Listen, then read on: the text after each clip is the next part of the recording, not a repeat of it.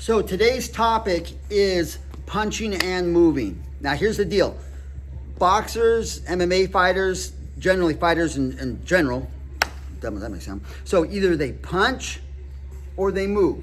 Once again, either they punch or they move. Now, if you can punch and move at the same time, that puts you 2 steps ahead of your opponent, okay? So now here's the deal, because JJ comes from like a powerlifting background, so he's used to pulling, and he's still, how much do you deadlift?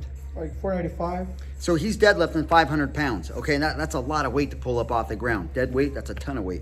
So when I say boxing or fighting is not a big man sport, it's not, because like when you deadlift, you're back on your heels, okay? When you box, you're up on your toes. It's 2 different things, okay? So now we're getting JJ to lose some weight, and we've been a little bit successful, but he's still strong as hell. He's still pulling 500 pounds. So the thing is, punching and moving there's a lot going on. Your hands and your feet are moving at the same time. That's like patting your head and rubbing your stomach, okay? It's easier said than done. So JJ's having a problem stepping and punching. He's kind of, what are you, hopping? Yeah. So he's hopping as he's moving. So at least he's moving and punching. So we're getting in the right direction. So this can be done. But it's mostly, I find, from you big guys, because I train a lot of bodybuilders or just real muscular, strong guys. Like C's sometimes gets up to like 450, 480 pounds. Yeah, I said that correctly. 450, 480 pounds, he's been heavy. Now we're getting him down to like 350, and we're going to get him down to like 320. But for 25 years, I've always had real big muscular guys, and they all have that problem. And yeah, it's a problem moving and punching, because you guys are just so stinking big. And I'm not being disrespectful, it's the truth of the matter. And I say this all the time: if I could be 300 pounds and still fight, I would. So, but here's what we're gonna do. So I'm gonna 86 these. Now, JJ's southpaw, not that that matters if it's southpaw or orthodox, I'm just throwing that out there. So here's what we're gonna do. The combination we're just gonna go is a jab cross, and then a triple jab out, so he can switch angles and then set up more power punches. So once again, he's gonna go jab cross, 1, 2, 3. So he just changed the angle and put me back on my heels, and now he can set up whatever he wants to do. So here's how this goes down. So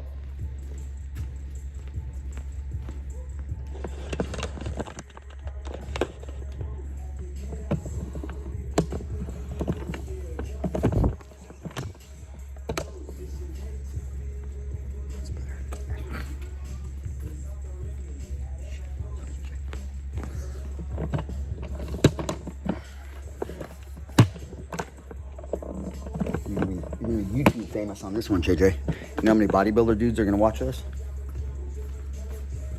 Okay, so here's how this goes down. JJ shoots a jab cross.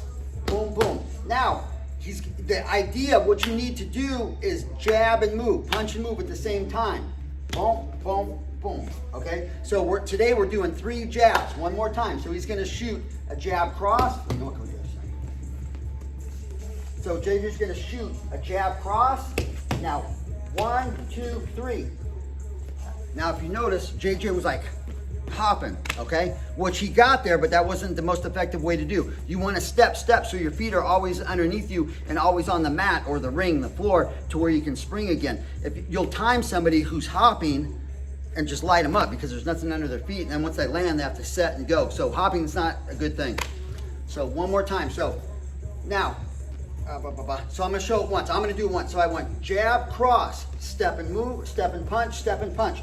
So I'm pushing off whatever direction you go, that's the foot you're gonna lead with. But what he needs to do, what you need to do, is push off of that front foot, okay? So the front foot's gonna is gonna move, say for example, 2 inches more or less, depending on how tall you are, but that back foot is gonna move about 10 to 12 inches. Front foot like 2 inches, back foot like 12 inches, give or take either one. So as you're punching, you're moving with that, but you really have to push off of that front foot to get your booty over there. So here we go, one more time. So JJ's gonna shoot a jab cross. Punch it, there you go. You got it on that one.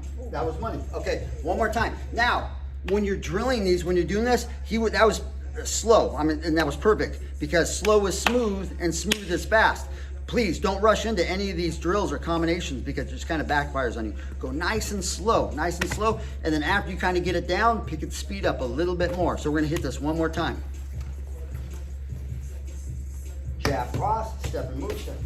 That was a little hopping, but we got better. One more time. Jab cross, second move. There. Now he got it. So that was the first time we drilled this like that today, or at all. So he got it down. He went from hopping to just doing that.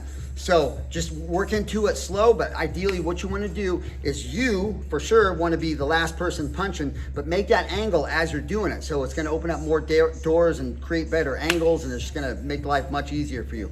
If you have questions, if you have comments, please let us know. But for right now, if you didn't know, now you know. You're on fire.